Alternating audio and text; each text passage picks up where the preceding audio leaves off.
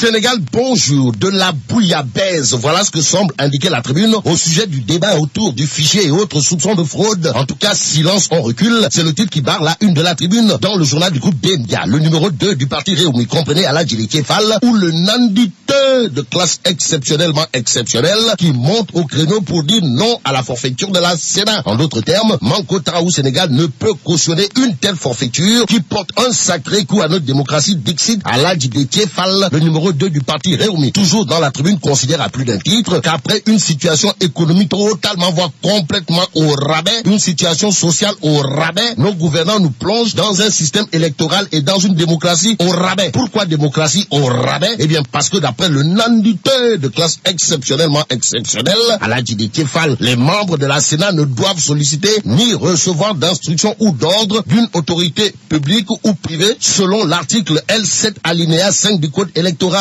Or, indique toujours le numéro 2 du parti Réumi dans la tribune, la Sénat a attendu que le président de la République interpelle ses membres sur la difficulté du vote avec les 47 listes pour convoquer la classe politique. Politique toujours avec cette fois Vox Populi qui note dans ses colonnes que le plénipotentiaire de Manko Taraou Sénégal comprenait Déthié Fall ou l'inévitable et incontournable nandité de classe exceptionnellement exceptionnelle. Liste 4 violations, et bien 4 violations du code électoral. Peut-on ainsi retenir que les créatures du bon Dieu ont été une fois de plus considérées comme des canards sauvages? En tout cas, l'enquête quotidienne sur la modification de l'article L78 du code électoral renseigne que la discorde s'installe. Aujourd'hui, la coalition gagnante menace même d'envahir la place Soweto. D'après l'enquête quotidienne, le quotidien Réumi pour sa part renseigne à sa une que c'est l'ombre de Macky Sall, c'est l'ombre de Macky Sall et c'est l'ombre de Macky Sall qui a pollué l'atmosphère. Que dire de la réaction de monsieur le maire de Sokone livrée par le quotidien Réumi, à savoir, c'est le ministre de l'Intérieur qui doit convoquer les acteurs. Une actrice du jeu politique sénégalais et pas n'importe laquelle dit ces 4 vérités dans la tribune. Aïda Mbodj, ou la lionne incontestée et incontestable du Baol, puisque c'est d'elle qu'il s'agit, de confier à mon confrère de la tribune, le consensus ne nous concerne pas.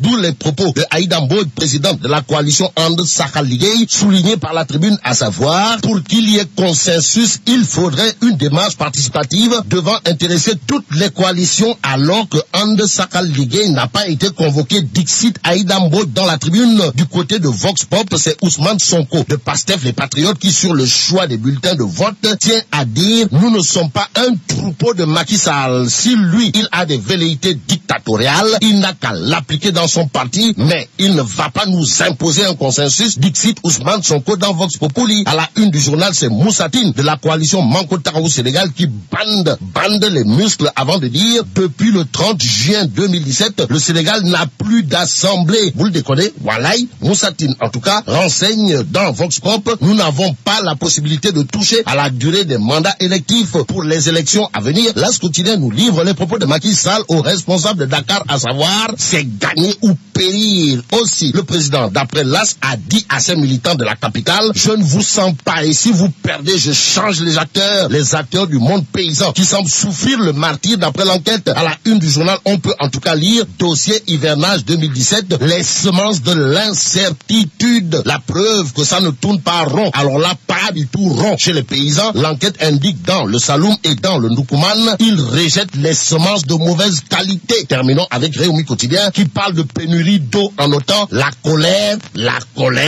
gronde. Mbadou, voilà la question. En tout cas, aux responsables en charge de la distribution d'eau potable, disons tout simplement, un homme averti en vaut 2. Bref, vive le Sénégal.